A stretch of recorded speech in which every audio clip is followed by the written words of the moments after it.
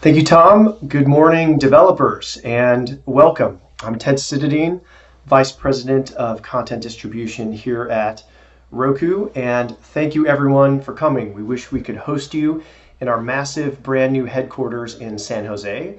We realize that's not going to be possible this year, so we're hoping for next year to welcome you in person. But in the interim, I wanted to thank you for all your incredible efforts. I hope everyone is healthy and happy. We've had a very challenging year, obviously, with what's happened in the world, but also a very remarkable and extraordinary year for Roku this year, and we have so much excitement to come next year. And I'm really excited to share a few points about that and talk about some of the exciting things that are happening with Roku in the market today.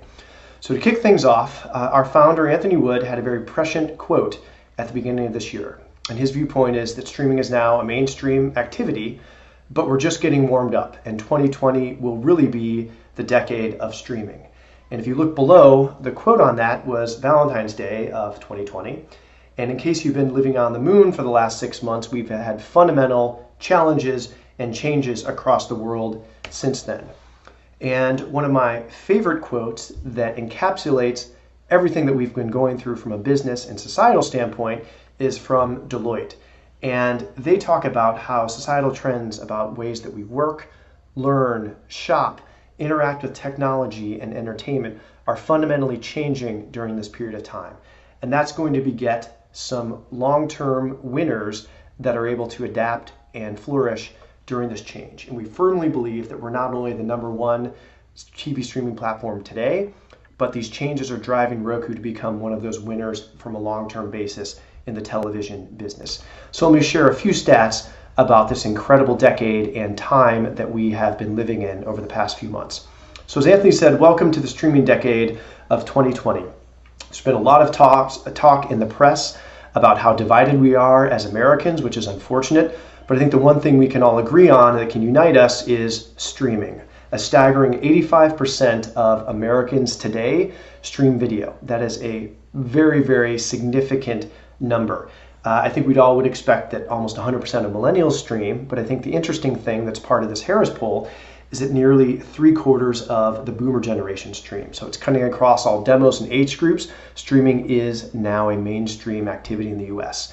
And even more significant and a watershed moment in the history of streaming has just occurred, and that's the chart on the right, where time spent watching streaming television is actually now more than time spent watching linear TV. Those lines have crossed, and they will continue to diverge as streaming is up viewership in terms of hours, 19% a year on a year-over-year basis, and watching linear TV is actually down, and that will continue to decline as that's in structural decay at this point. And to speak of what's happened in the last 6 months with the COVID impact, we have seen a significant surge in streaming. And again, from the Harris poll, in the last 6 months, post-COVID, we have had 70% of all Americans either trial or subscribe to a new OTT streaming service. Again, staggering amounts of penetration driven by this new normal. And again, to quote Anthony, we firmly believe that this is not a one-time impact or blip in our business. This is not something where we're pulling in consumers or activity from future quarters and just shifting them earlier. We believe that this is a fundamental impact, a fundamental change of the way people consume entertainment, and that decade of streaming that we predicted at the beginning of this year has just significantly accelerated in the last few months. And the result of that, of course, is that we're not only the number one TV streaming platform today, but we are incredibly well positioned in the future. And let me share a few of these points with you. So today we have 43 million users on our platform. That would make us almost double the size of the next closest television distributor in cable or in the satellite world. And those users have increased over 40% on a year-over-year basis. They've streamed 14.5 billion hours, an incredible amount of hours this last quarter, and that's up 65% on a year-over-year basis. So the product of those two things is the takeaway in the third column on the right, which means that on a per user basis, consumers are actually streaming more. Once they start streaming with Roku every year, they get more and more engaged, and that's the magic of the Roku ecosystem. So that's up 19% on a year-over-year basis to almost 4 hours. which is a huge number. But if you think that the average American adult, according to Nielsen, spends 5 to 6 hours of their time every day watching linear TV, we still have an incredible amount of upside and engagement on our platform. And that's very exciting.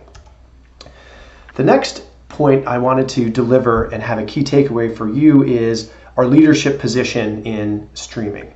We know that Roku is different. We have a unique SDK, which, by the way, drives our competitive advantage of lowest priced hardware and best performing hardware, and that gives us our incredible lead in our active account business. But because of that, we know that you as developers have a limited amount of resources. You have to place bets on the platform that gives you the highest return on your limited investment budget. And there is no other platform that comes close to market share or engagement than Roku.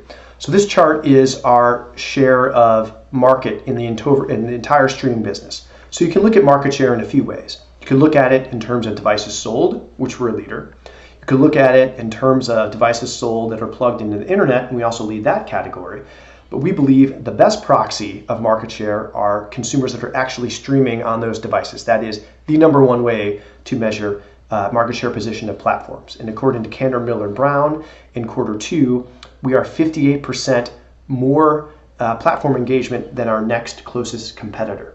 And I think consumers often think of Apple TV or Google Chromecast as platforms that are very, very powerful and have commanding market share leads.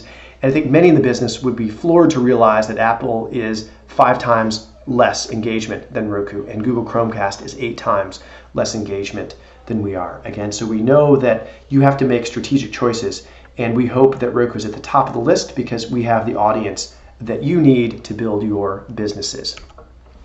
And reflective of that is the audience on Roku is a way to create tremendous amounts of value for your service. So Disney Plus, we all know, launched in November of last year to much success, and much of that success was driven by their fantastic performance on Roku. So a couple of takeaways I wanted to share. Hamilton, which just released in July to much fanfare, 56% of Hamilton's audience was driven on Roku. The next closest streaming platform was just 16% of their total audience. Second takeaway is Mulan, that released over Labor Day weekend, and more people watched Mulan on Roku than all other streaming platforms combined, according to ComScore. So again, we have the consumer and the audience to make your services successful. Now, I know these have been US-centric examples, but I wanted to reiterate that streaming is not just a US phenomenon, it is a global phenomenon because better consumer choice, lower prices, better UX, and more content will win over traditional TV in the end. And the chart on the left, according to Morgan Stanley, is that in the next 3 years, there'll be more people subscribing to streaming than there will be in traditional TV. So those two lines will cross and they'll continue to diverge as time goes on. And the chart on the right, again according to Morgan Stanley, is that in the next 3 years, the majority of growth will not be driven by the giants in this industry of Netflix, Hulu, Amazon, or Disney, but they'll be driven by new upstart services. So there's plenty of room for smaller new services to survive and thrive in this global streaming business. And the other key takeaway as developers is your key skill sets of developing for Roku, which is the leading platform in the US, will be able to be amplified across a worldwide basis, and we think that's very valuable. And to reiterate, we are a global service. We operate in 16 countries today, and this is a huge part of our focus going forward. So we just launched Brazil televisions earlier this year to much success. We launched UK TVs in January. Again, something we're extremely proud of. And we're constantly expanding our offering in Canada and Mexico and other services to launch TVs and players on a worldwide basis. So continue to work with Roku. We'll continue to add more and more international territories as we go forward, as this is a key driver of our success on a worldwide basis. So in summary, I know it's been a challenging year, but it has been a fantastic and extraordinary year for Roku. We're not only the number one streaming device sold in the United States, but we're the number one TV OS streaming platform. 1 out of every 3 televisions sold in the US has a Roku operating system. It's 1 out of every 4 in Canada. Very, very dominant market share position. We have the #1 live streaming channel on the Roku channel. It's top 10 on our total platform in terms of streaming hours, and it's growing over 100% per year. And finally, we acquired DataZoo last year and combined that to announce our OneView unified ad platform that reaches 80% of the households in the US and reaches 90% of the advertisers, which is absolutely key if your channels are in the advertising business today as a partner to make you more and more successful. And finally, I know it's been a very, very exciting year from a business standpoint, but we are continuing our investment as well in our developer tools, because this is really where we need to make you successful and give you the tools in order to be much more efficient and effective in your development efforts. So first, we've done a lot of investments in our self-service developer knowledge database. We have great training videos now that help you diagnose issues that you have much faster. We're investing significantly in automated testing software and automated publishing software to make your certification process much faster and much easier. And we've invested significantly in our Roku Pay and in our ads platform to make your monetization efforts much, much more valuable. Because we know at the end of the day, our phenomenal success is driven in much part by your activities as developers. And we couldn't be more thankful and we couldn't be more excited about what that future is bringing. So thank you for all of your efforts. I'm now going to turn it over to Mark Ely. And again, thank you for a fantastic year and thank you for a very, very exciting 2021.